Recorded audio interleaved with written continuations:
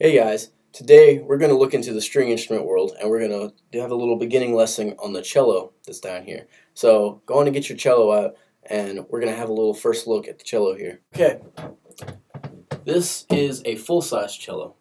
Now cellos come in several different sizes.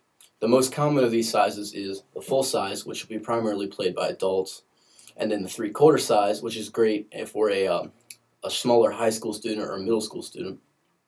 The half size, which is great for middle school orchestra, and the quarter size, which is great for a beginning elementary student.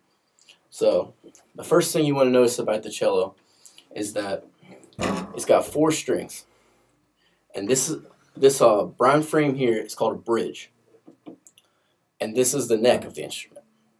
Each of these pegs are tuning pegs. Each one has a corresponding string, which would tune the string, which we'll get into later.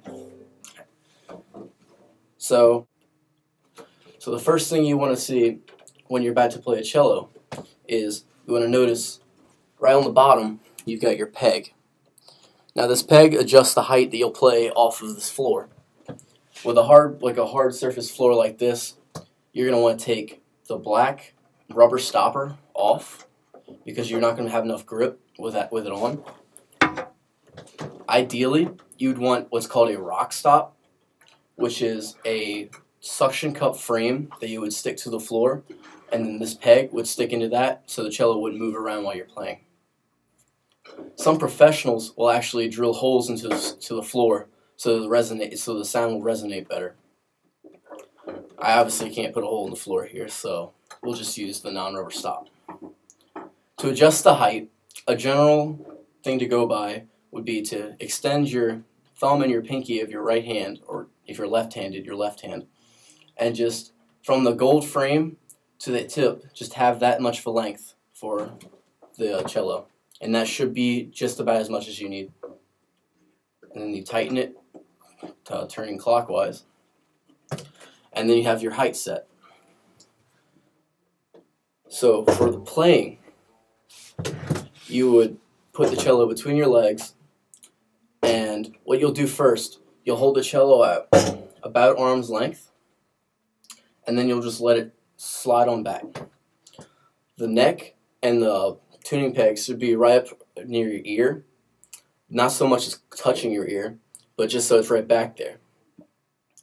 You'll have the lowest string on your right side, and then the highest string on your left side.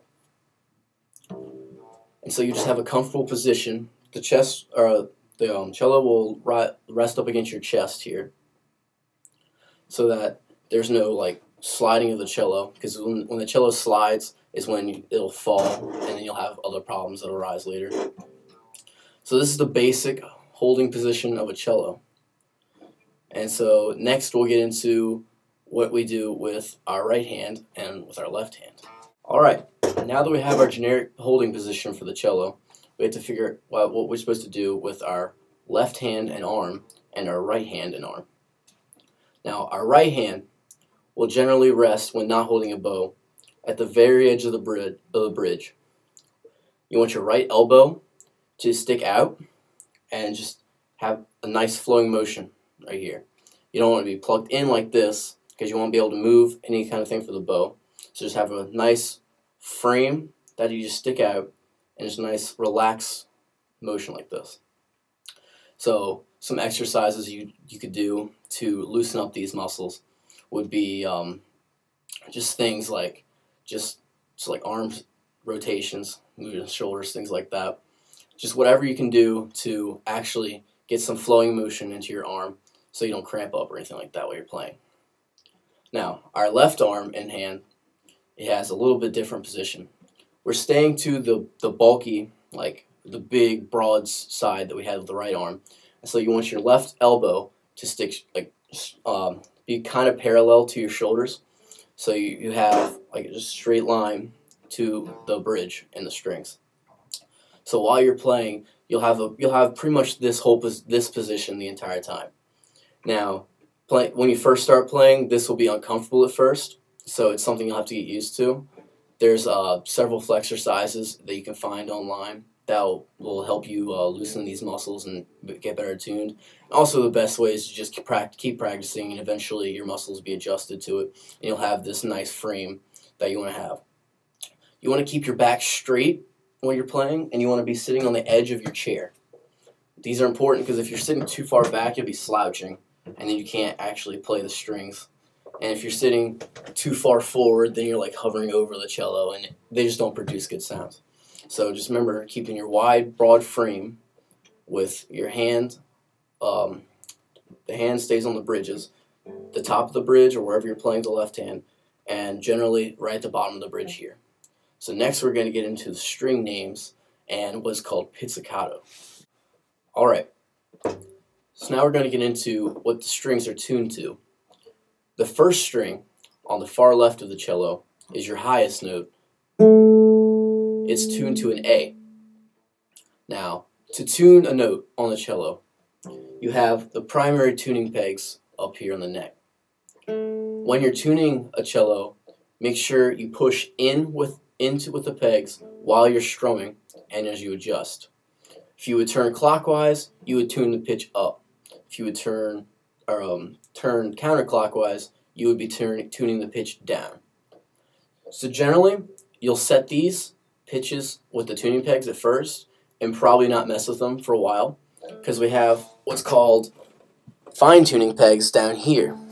Now, these little knobs are for each string too, and you would just turn these the same direction that you turn the normal pegs to get the fine tuning options, so you get a closer tuning, and these will keep it in tune for longer than the tuning pegs will.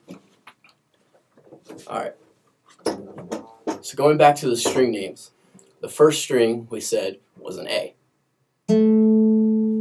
So the second string is a D. The third string is a G. And then the fourth string is a C.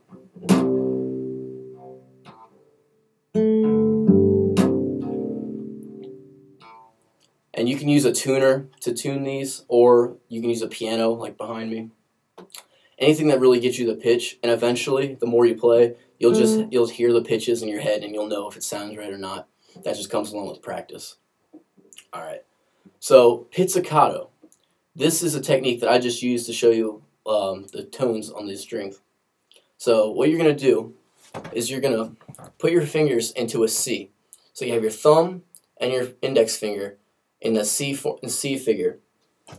And what you'll do is you'll rest your thumb on not the far edge of the bridge here, but just so much that it's resting at the tip of the top of the edge of it. Then you take your index finger and you would just pluck the strings. It's just so. The thumb will never move, and then the index finger won't move from this part of the bridge down here. And that's called pizzicato.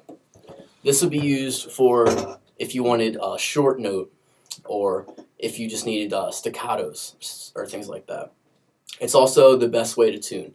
You don't want to tune with your bow because it'll cause all fluctuations in the tone. So this is just pizzicato. So how about you just try the pizzicato right now. We'll just do the 4 strings. We'll do it together. So 1, 2, ready, and 1, 2, 3, 4. Yeah, good. Alright, so now we're going to get into the left hand position. For the cello, the left hand gets in a very distinctive formation and doesn't change. So you're going to have this kind of formation in your left, and all the fingers move together. So when we place our fingers on the bridge for the left note, this would be the formation you would use right here. You want to remember to keep your fingers straight while playing cello, because if you get the curled thing going like that, it's going to be even harder to play some notes and like faster stuff. So just remember to keep the straight fingers down, and then remember to keep the left arm up while you're playing. And you lift your first and second and third fingers the same way you would lift like a single note. So you would have that, and that would play the 2 notes. The 2 middle fingers come up together, and so on. So the first finger is independent, the next two are together, and the third finger, or the fifth finger, sorry, is independent of itself too. And you stay in this position no matter where you play on the bridge. Alright, so now we're just going to do some ascending and descending patterns with the open strings that we just learned. The A, the D, the G, and the C. So I'll play you the pattern, and then I'll count you off, and you can repeat the pattern back to me. Alright, so 1, 2, 3, 4. A, A, A, A, D, D, D, D, G, G, G, G, C, C, C, C. Alright, so I'll count you off, and then you just repeat that pattern back to me. So 1, 2, 3, and 1. A, A, A, D, D, D, D, G, G, G, G, C, C, C, C. Alright, so now we're going to do the same pattern, but we're going to start from the lowest note, which is the open C string, and we're going to ascend. So once again, I'll play you the pattern, and then you just repeat it back to me. So 1, 2, ready, and C, C, C, C, G, G, G, G, D, D, D, D, A, A, A, A. Alright, so just repeat that pattern back to me. So 1, 2, ready, and G, C, C, C, G, G, G, G, D, D, D, D, A, A, A, A. Alright, great. So that's just a look into the open strings and how you would pluck with the pizzicato and some ascending and descending patterns. So just keep working those patterns, and then eventually we'll put in some extra notes using the fingers. Alright, so thank you. Keep enjoying the cello and work at it every day.